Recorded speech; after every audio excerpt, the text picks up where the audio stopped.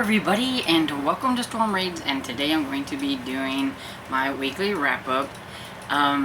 Hopefully vlog will be coming next week. Hopefully. I think I might have figured out how to get it to work for me. We'll see. Anyway, this week I read 6 books. I have a lot of middle grade, and it's kind of like a mixture of middle grade and mystery, I guess you could say. And so the first one that I have is The Dead Cry Justice by Rosemary Simpson. This is I believe it's the 6th book in the Gilded Age series. I never remember to like write that down or make a note of that, but I think it is. And there's another one coming out, I believe, fairly soon, like maybe in a couple months. So I'm caught up until then. But I really like this series. It's a historical mystery series, of course set in the Gilded Age, and this one is about Prudence and Jeffrey. They are private investigators, and they are kind of a team, and they become a team after some things that happened in the first book, which is why I think you should start from the beginning. I think you could probably maybe read this as standalone, but I think there would be some things that you wouldn't know, because like Jeffrey is still recovering from things that happened in the last book. So I mean, you can probably figure that out, but you wouldn't know what had happened to him, maybe. So, you need to read it in order. That's just me. This is coming from somebody who likes to read pretty much everything in order. I think I could probably maybe skip around in companion romances, but yeah, things like this I like to sticking from the beginning. And anyway, in this one, there is this really sick person. Well, actually, there's like more than one sick person out there, and they have a club called the Dollhouse, and a lot of people don't know about it. It's very elite, and it's an elite group of sickos, and they take women and they make them like these dolls and things. And they have found a girl who had gotten away from that, her and her brother, and so they're trying to figure out like what's going on. And then they find another girl, and like the way she looks, it's really creepy, because she was done up to make herself look like a doll. So like they like shaved her like eyebrows and did weird things to her eyelids and stuff, and it's just, I mean, like I said, it's a sick bunch of people. And it's for like this certain clientele who like their women to look like dolls.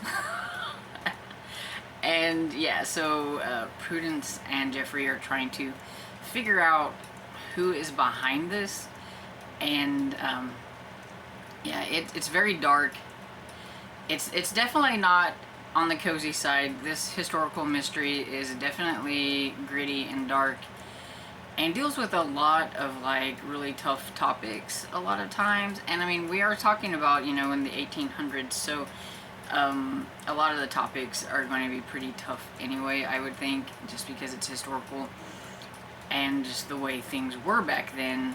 And then you add some like sick people on top of that, and you get something really dark. But I really like this series. It's just a lot of fun. Prudence, though, sometimes does get on my nerves. Now, I like a strong woman, don't get me wrong, I don't mind it, but it is a historical mystery, and I know that people like to write their historical women really strong and independent and all these things, even though that is not necessarily how things were back then, and that they still need to rely on the men, and they still have to go through men and everything. And so sometimes I feel like Prudence is trying to prove herself too much, because she is a woman and she doesn't want a man telling her what to do, and she gets herself into trouble. And I don't like that. I mean, don't write this really tough, independent woman who's going to be stupid and get herself into trouble. Because she does that. I mean, she wants to prove that she's just as good of an investigator as Jeffrey. And it gets her into trouble. It gets annoying sometimes. But I really like Jeffrey because he really tries to work with her. He knows that she's very independent, even though she is a lady and she should be going to balls and things like that. He does try to work with her and everything, and he likes her, and they have gotten a little bit closer throughout the series, which is also another reason why I think you should read it from the beginning, to get kind of how they met and stuff, because how they met is a little bit different, I think, than, you know, some normal, like, things. So, but anyway, yeah, so he tries to work with her and everything, and he, even whenever she goes to places that he knows she shouldn't go, that a lady shouldn't go, he tries not to be too condescending about it. But I mean, sometimes he is, because I mean, he's really looking out for her. And it's not only is she an investigator with him and his partner, but he really likes her and he wants to keep her safe at the same time. So yeah, sometimes they clash a little bit, but I really like them, and I like some of the side characters too, are really nice. But yeah, it's just a really fun historical mystery series. Well, it's fun because I like historical mysteries, but it is kind of dark, but you know what I'm saying. Anyway, I like it, and I can't wait for the next one to come out, and I give this one 4 stars. And so the next book I have to talk about is The Timeless Ones by James Riley. I almost forgot the author's name. This is the 4th book in the Revenge of Magic series, and I haven't read from the series in a couple years, I think. Could be, I think it might be a couple years. I had read the first 3, and then I just totally forgot about it, because that happens. And I need to get better at looking ahead with series that I'm going to see when the next book is coming out. I'm really bad about that. And so it dropped off the radar. Anyway, this is about a group of kids who, there was in the first book, you find out that there are these doomsday kids, and if you were born on a certain day, then you were considered like one of these doomsday kids, and you have some kind of magic. And so you go to this fancy school called the Oppenheimer School, and some things happen to Ford and his father at the Washington Monument in the first one. And because of some things that happened, even though his birthday is on the around the same day, I don't think he was exactly, he's not a doomsday kid, but he ends up getting to go to this special school, and because of that, he finds out all about this magic and stuff, and he's actually fairly good at it, but it's not natural to him, but he can learn. If he can pronounce the words and make the words do what he wants, then he could do the magic and everything. And so they've been fighting not only things that are in the Oppenheimer School that's not quite what it's supposed to be, but there are these things called the Timeless Ones that you find out about in the other books. And in this one, they are supposed to be going up against the Timeless One, but they find out some things about somebody else that they didn't know, so they're always supposed to be fighting these bad guys, and then they find out that maybe some people that they thought they could trust, they can't trust. It seems to happen in most of them.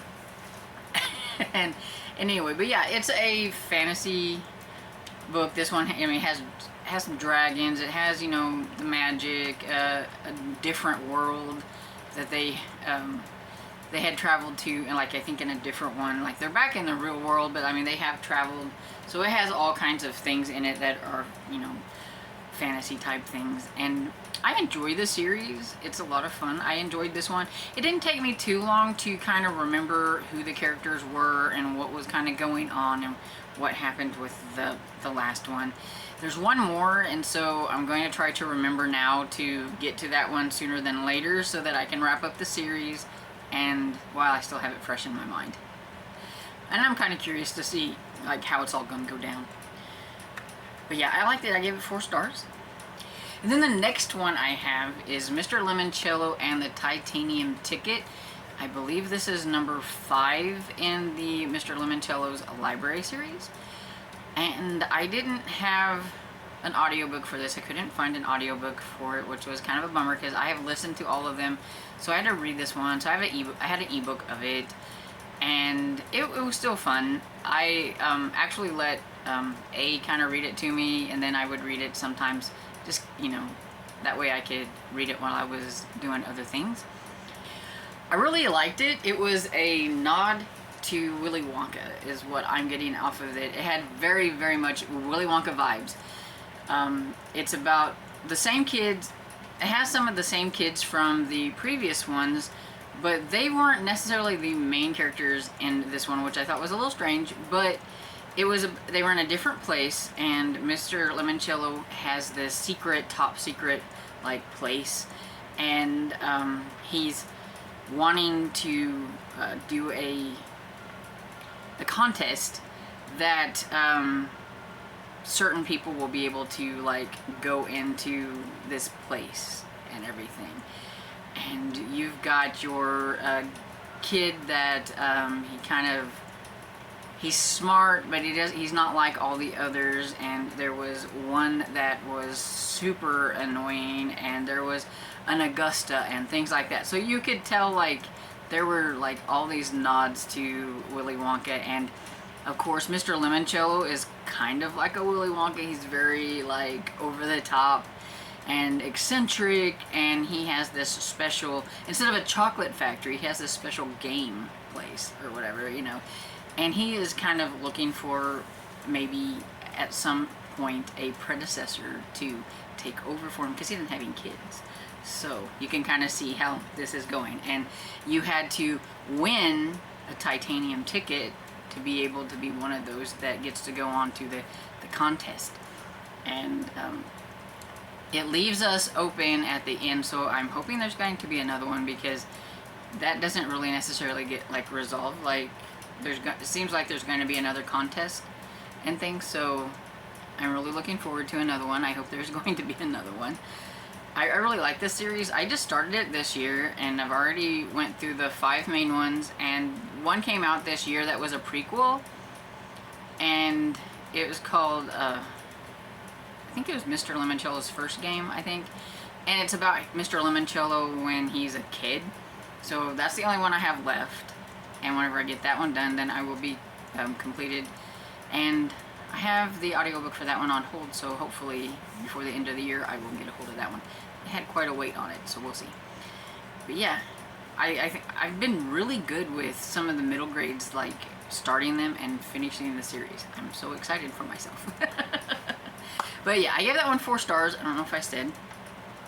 And so then the next one I have is The Secret of Bow Lane by Jennifer Ashley, and this one is Cat Holloway or the Below Stairs Mysteries. I see it 2 different ways, so I don't know which one is supposed to be the correct one.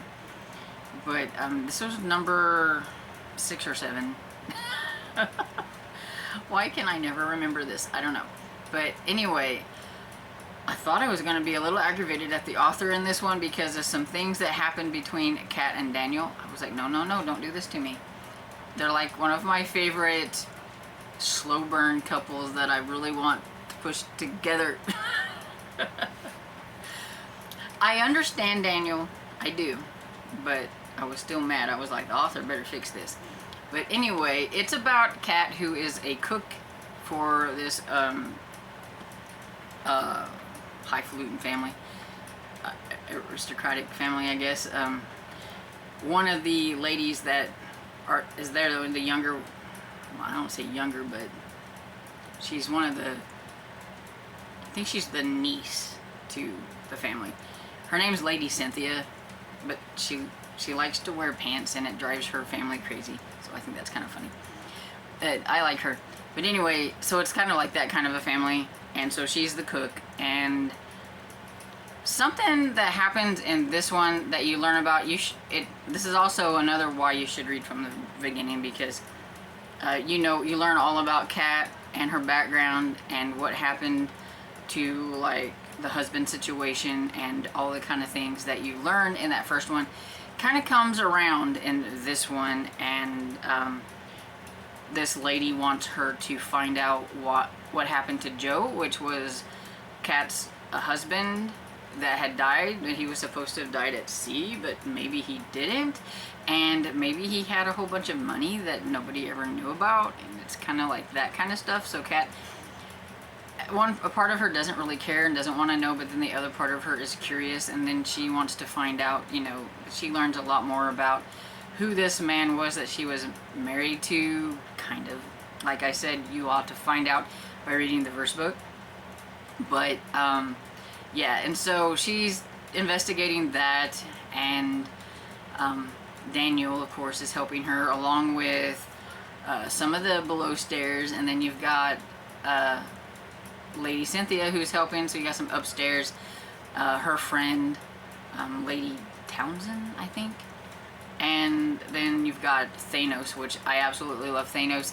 He is crushing so hard on Lady Cynthia, but he's just a working class kind of mathematician. And so their little romance is kind of cute. And there's like 3 different romances going on in this story. You've got that are kind of going on, you know, that you're hoping that, you know, something happens with at least one of them. Because you've got, of course, Kat and Daniels, and then you've got Thanos and Lady Cynthia that you would like to see together, and then you have Tess and the Constable Caleb, I think is his name, because they're kind of together, so it's kind of cute.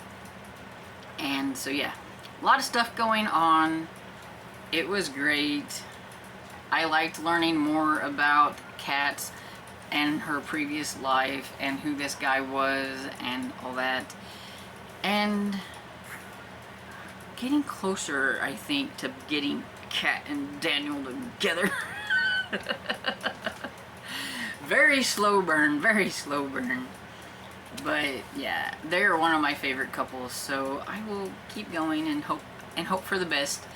Can't wait for another one to come out. I do hope there's going to be another one come out. You never know until you look and there's another one coming out. But yeah, I gave this one 4 stars. Then I read a cozy mystery, Till Death by Carol J. Perry. I actually listened to this one, audiobook.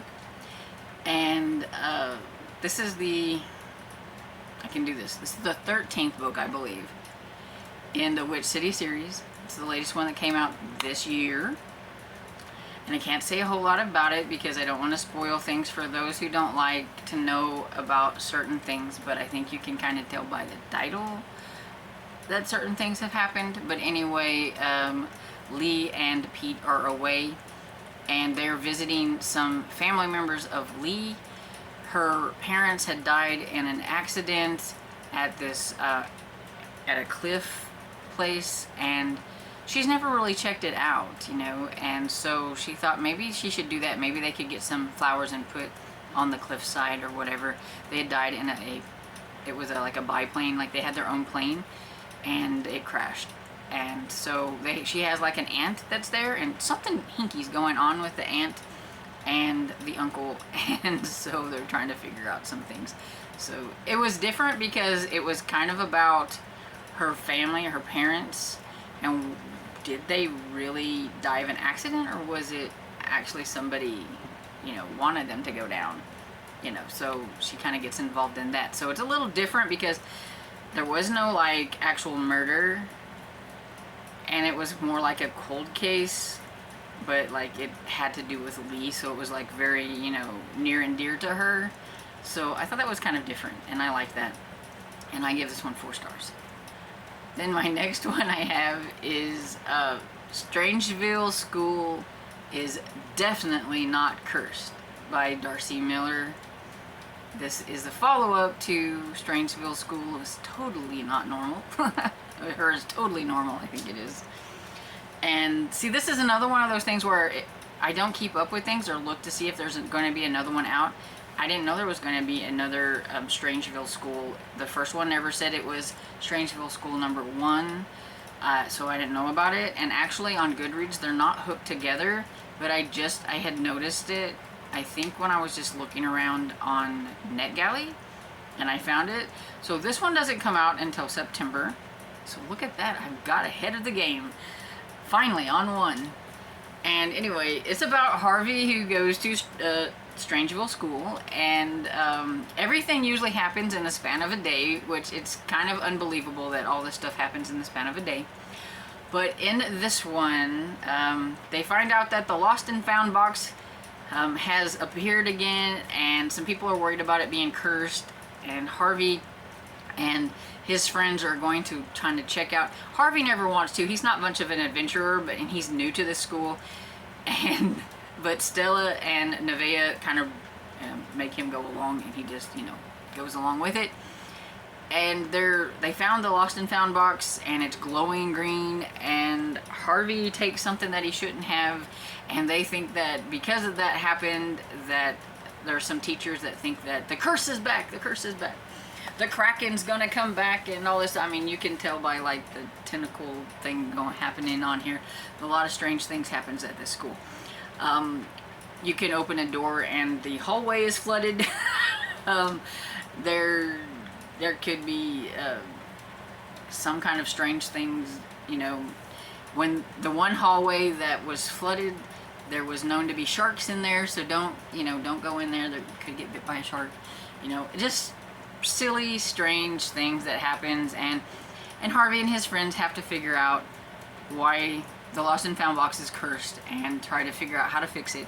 And Harvey needs to fess up that he, may be part of the problem, but he is not the only problem, we find out. And Nevaeh, she is a scientist, and she does not believe in curses. And Stella is a reporter for the school, and she knows there's this curse and they're going to fix it, and they kind of go bicker back and forth. And it's funny because Nevaeh is always trying to find a scientific reason for all the weird and strange things that are happening, so it's kind of fun.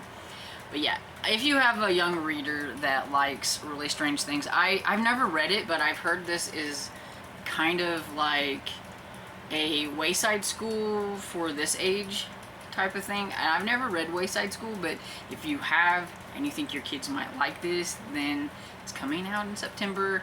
The first one, you can go and get that one if you haven't. It's a lot of fun too. It's where you meet Harvey for the first time. And yeah, I give it 4 stars because it's fun. It made me laugh, it made me chuckle. It has great illustrations. I don't remember who the illustrator is, so maybe I'll put it here so you can see who the illustrator is. But yeah, it's got fun illustrations. And so yeah, so that's the books that I read this week. So I did pretty good. I had quite a variety. I am in such a middle grade mood, and you will probably see this reflected in next week because I'm in the middle of like some middle grade. And I went to the library because I needed to get 1 middle grade book, and I come back with like 3 more. So yeah, definitely in this like really easy, fluffy, nice reading thing. I don't know. I think maybe I'm just burned out from cozy mysteries and regular mysteries and all that stuff. And I'm in the middle of reading a horror book that's kind of slumping me a little bit because I'm not really liking it. So that could be part of the reason. Anyway, so if you've read any of these books, let me know what you thought about them, or if I piqued your interest in any of them, also let me know down in the comments. And I hope you enjoyed this video, and if you did, please give it a thumbs up and subscribe, and I will see you all back in the next video. Bye.